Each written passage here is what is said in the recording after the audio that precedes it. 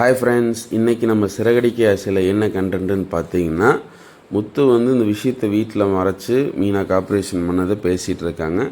அப்போ தான் முத்துவோட அம்மா சொல்கிறாங்க, நீங்கள் எல்லோரும் என்ன பண்ணுவீங்களோ எனக்கு தெரியாது, ரோஹிணிக்கு குழந்த பிறக்கிறதுக்கு முன்னாடி உங்கள் 2 பேர்த்தில் யாரோ ஒருத்தருக்கு குழந்த பிறந்துடணும், அதுதான் வீட்டோட முதல் வாரிசாக இருக்கணும் அப்படின்னு சொல்கிறாங்க. அதுக்கு அண்ணாமலை சொல்கிறாரு, கொஞ்சம் கம்முன்னு இருக்கிறியா, எப்படி இருந்தாலும் ரோஹிணிக்கு தான் முதல் குழந்த பிறக்க போகுது, இதுக்கப்புறம் எப்படி இவங்களுக்கு பிறக்கும் முதலா அப்படிங்கிறாங்க. அதெல்லாம் எனக்கு தெரியாது, வீட்டோட முதல் வாரிசு இவங்களோட தான் இருக்கணும் அப்படின்னு சொல்கிறாங்க.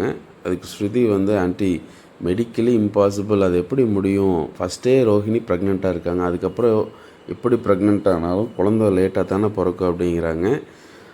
சரி ஓகே விடுங்க அப்படின்னு பேசிகிட்டு இருக்காங்க. அண்ணாமலை சொல்கிறாரு, இங்கே பாரு முத்து, உங்கள் அம்மா வாயிலிருந்து இவ்வளோ இந்த மீனாக்கு குழந்த பிறக்கணும், மீனாவோட குழந்தை இந்த வீட்டோட வாரிசுன்னு சொல்கிறதே மிகப்பெரிய விஷயமா இருக்குது, பெரிய விஷயந்தான் இது, எனக்கே ஆச்சரியமாக இருக்குது அப்படிங்கிறாரு.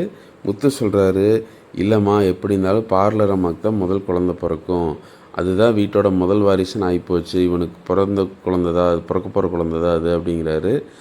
அதுக்கு உடனே மனோஜ் அதெல்லாம் இல்லை, அவள் மறுபடியும் பொய் சொல்கிறா அப்படின்னு சொல்கிறாரு. முத்து சொல்கிறாரு, கொஞ்ச நாளில் தெரிஞ்சிடும்டா யார் பொய் சொல்கிறா யார் உண்மை சொல்கிறான்னு, அப்போ பார்ப்போம் அப்படிங்கிறாரு. அண்ணாமலை சரி விடுங்க, அது அந்த பிரச்சனையை அப்புறம் பார்த்துக்கலாம், நீ பாரு முத்து, இனிமேல் இந்த மாதிரி விஷயத்தை எதையும் நீ எங்ககிட்ட மறைக்கக்கூடாது, உனக்கு யார் இல்லாமல் இல்லை, இத்தனை பேர் உனக்கு சப்போர்ட்டுக்கு இருக்கோம், நாங்கள் எல்லாம் கூட நின்றுருப்போம்ல, ஏன் இந்த மாதிரி சொன்னேன், இனிமேல் இதாக கடைசியாக இருக்கணும், எந்த ஒரு விஷயத்தையும் எங்ககிட்டேருந்து மறைக்கக்கூடாது அப்படின்னு சொல்கிறாரு. அந்த நேரம் பார்த்து அண்ணாமலைக்கு ஒரு ஃபோன் வருது. அவரும் ஃபோனை எடுத்து பேசுகிறாரு. யாருன்னு பார்த்தா ஊரில் இருந்து அவரோட ஃப்ரெண்டு மூர்த்தி கூப்பிட்றாரு. ஃபோன் எடுத்து, சொல்லு மூர்த்தி, என்னாச்சு, கூப்பிட்ருக்க, எப்படி இருக்க, என்னன்னு விசாரிக்கிறாரு. அப்போ தான் அவர் ஒரு அதிர்ச்சியான விஷயத்த சொல்கிறாரு. அதை கேட்ட உடனே அண்ணாமலை பதட்டப்பட்டு எந்திரிக்கிறாரு. என்ன சொல்கிற, எப்போ, என்னாச்சு, எங்கே இருக்காங்க, எப்படி, என்னன்னு ரொம்ப பதட்டப்படுறாரு. மொத்த ஃபேமிலியே என்னாச்சுன்னு தெரியாமல் இருக்காங்க. அவர் ஒரு நிமிஷம் ஃபோனில் பேசிகிட்டு இருக்காரு. பேசிட்டு வச்சதுக்கப்புறம் தான் முத்து கேட்குறாரு, அப்பா என்னாச்சு, என்ன பிரச்சனை, யாருக்கு என்னாச்சு அப்படிங்கிறாரு. அண்ணாமலை சொல்கிறாரு, அம்மாவுக்கு உடம்பு சரியில்லையாம்மா, ஹாஸ்பிட்டலில் சேர்த்திருக்காங்க அப்படின்னு சொன்னோன்னையும் முத்து, என்னாச்சுப்பா, பாட்டிக்கு என்னாச்சு, என்ன சொல்கிறீங்க அப்படிங்கிறாரு. தெரியல, கீழே விழுந்துட்டாங்களாம்மா, எல்லாருமே சேர்ந்து தூக்கி கொண்டு போய் ஹாஸ்பிட்டலில் சேர்த்திருக்காங்களாம்மா அப்படின்னு சொல்கிறாரு.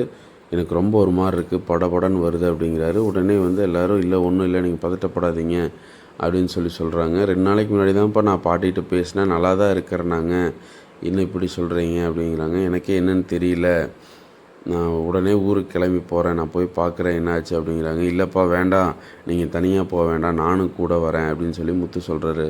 இல்லை முத்து, அது சரியாக இருக்காது, மீனாக்கு இப்போ தான் ஆப்ரேஷன் முடிஞ்சிருக்கு, நீ மீனா கூட இருக்கிறதா கரெக்டு, இந்த நேரத்தில் நீ மீனா விட்டுட்டு வர்றது சரியில்லை. இல்லைப்பா அதெல்லாம் ஒன்றும் பிரச்சனை இல்லை, மீனாக்கு நல்லபடியாக ஆப்ரேஷன் முடிஞ்சு வார்டுக்கு மாற்றிட்டாங்க, அவன் நல்லா இருக்கா, கூட மீனாவோட தங்கச்சி இருக்கா பார்த்துக்கிறதுக்கு, ஒன்றும் பிரச்சனை இல்லைப்பா, நான் உங்களோட வரேன், இந்த மாதிரி நேரத்தில் உங்களை தனியாக விட முடியாதுன்னு சொல்கிறாரு. சரி இரு பார்ப்போன்னு அண்ணாமலை கிளம்புறாரு. அதுக்கு ஸ்ருதி எல்லாம் சொல்கிறாங்க, இல்லை வேண்டாம் முத்து, நீங்கள் போங்க, நாங்கள் பார்த்துக்குறோம் அப்படின்னு. இல்லை நீங்கள் ஒரு ஹெல்ப் மட்டும் பண்ணுங்கள் எனக்கு, நீங்கள் போய் கொஞ்சம் மீனாவை மட்டும் பார்த்துக்குங்க, அப்பா இந்த மாதிரி நேரத்தில் தனியாக வர்றது சரியாக இருக்காது, நான் அப்பா கூட போயிட்டு வரேன் அப்படின்னு முத்து அவங்க அப்பாவோட ஊருக்கு கிளம்புறாரு. இவங்க எல்லோரும் மீனாவை பார்த்துக்கிறதுக்காக ஹாஸ்பிட்டல் போகிறாங்க. அப்போ தான் முத்து கூப்பிட்டு கேட்குறாரு, இந்த மாதிரி மீனாவோட சிஸ்டர்கிட்ட, நான் இந்த மாதிரி பாட்டிக்கு உடம்பு சரியில்லை, ஊருக்கு போயிட்டு வந்துடுறேன், நீ கொஞ்சம் மீனாவை பார்த்துக்கோ, நல்லா இருக்காங்களே இப்போ அப்படின்னு. இல்லை மாமா நல்லா இருக்காங்க, இப்போ தான் வார்டுக்கு மாற்றினாங்க, ஜூஸ் கொடுத்தா குடிச்சிட்டு தூங்கிட்டு இருக்காங்க, சரி நீங்கள் போயிட்டு சீக்கிரம் வந்துடுங்க, நீங்கள் கூட இருந்தால் தான் கரெக்டாக இருக்கும் அப்படிங்கிறாங்க. சரி நான் எவ்வளோ சீக்கிரம் வர முடியுமோ வந்துடுறேன் அப்படின்னு சொல்லிவிட்டு முத்து கிளம்புறாரு. இவ்வளோ பிரச்சனை நடந்துகிட்டு இருக்கும்போது மனோஜ் கனகா வீட்டுக்கு போகிறாரு. கனகா அம்மா வெயிட் பண்ணிகிட்ருக்காங்க மனோஜுக்காக. மனோஜ் போனோன்னையும், வாங்க மாப்பிள்ளை இப்போ தான் வரீங்களா அப்படிங்கிறாங்க. உங்களுக்காக தான் வெயிட் பண்ணிகிட்டு இருந்தேன் அப்படின்னு சொல்கிறாங்க. மனோஜ் இல்லை ஆண்டி, கடையில் கொஞ்சம் ஒர்க்கு, அதனால தான் வர முடியல அப்படிங்கிறாங்க. அதுக்கு கனகாவோட அம்மா என்ன சொல்கிறாங்கன்னா, ஒரு பிஸ்னஸ் மேனாக நீங்கள் கரெக்டாக இருக்கீங்க, ஆனால் என் பொண்ணோட ஹஸ்பண்டாக நீங்கள் கரெக்டாக இல்லை அப்படிங்கிறாங்க. என்ன ஆண்டி என்ன சொல்கிறீங்க, என் பொண்ணோட கல்யாணத்தை பண்ணி வச்சேன், நீங்கள் கேட்ட எல்லாமே பண்ணேன், நீங்கள் கேட்ட பணத்தை கொடுத்தேன், இது மட்டும் இல்லாமல் இந்த சொத்துலேயும் உங்களுக்கும் பங்கு இருக்குது. இது எல்லாத்துலேயும் நீங்கள் உங்களுக்கு எல்லாமே கிடைக்கணும் அப்படின்னா நீங்கள் அதுக்கு வந்து என் பொண்ணுக்கு நல்ல ஹஸ்பண்டாக இருக்கணும். ஆனால் நீங்கள் அதை பண்ண மாட்டேங்கிறீங்க. இங்கே வரதே இல்லை. எப்போ தான் என் பொண்ணோட சேர்ந்து வாழ போகிறீங்க அப்படின்னு சொல்லி கேட்குறாங்க. ஆண்டி உங்களுக்கு தெரியாதது ஒன்றும் இல்லை. இன்னும் இந்த டைவர்ஸ் கேஸ் வந்து முடியாமல் இருக்குது. அந்த கேஸ் முடியாமல் நான் வந்து சேர்ந்து இங்கே வந்து இருந்தேன்னா மறுபடியும் கோர்ட்லேருந்து என் மேலே ஆக்ஷன் எடுத்துருவாங்க. நான் என்ன பண்ணுறது சொல்லுங்கள் அப்படிங்கிறாரு. எப்போ கேட்டாலும் இதே தான் மாப்பிள்ளை நீங்கள் சொல்கிறீங்க. நீங்கள் அன்றைக்கி என்ன சொன்னீங்க? பணத்தை கொடுத்தனே எனக்கு டைவர்ஸ் கிடச்சிரும் அப்படின்னு சொல்லி சொன்னீங்க. அப்புறம் ஏன் இன்னும் கிடைக்கல?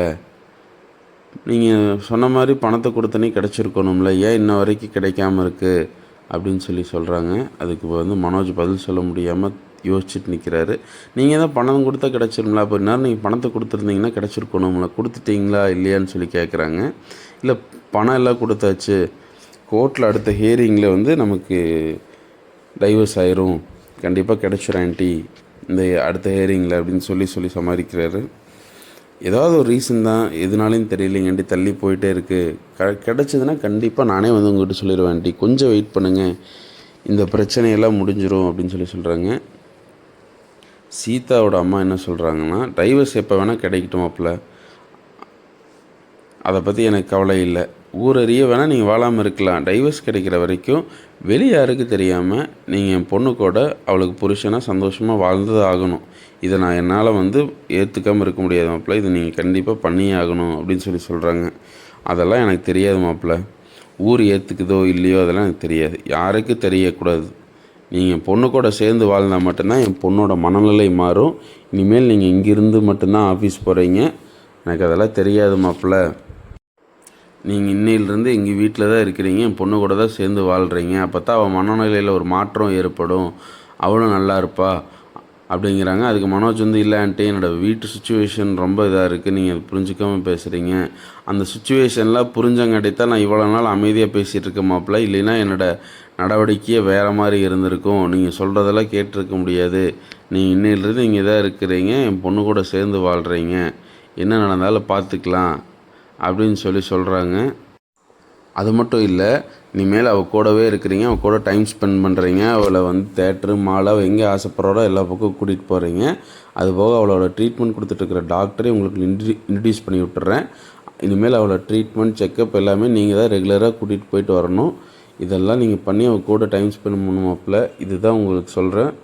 இதை நீங்கள் கண்டிப்பாக பண்ணியே ஆகணும், இல்லைன்னா அது வேறு மாதிரி ஆயிரும், பார்த்துக்குங்க அப்படின்னு மிரட்டுறாங்க. மனோஜ் என்ன பண்ணுறதுன்னு தெரியாமல் ரொம்ப பதட்டத்தில் யோசிச்சுட்ருக்காரு. இதுதான் இன்றைக்கோட எபிசோடு ஃப்ரெண்ட்ஸ். அடுத்த எபிசோடு அடுத்த வீடியோவில் நாளைக்கு உங்களை சந்திக்கிறேன்.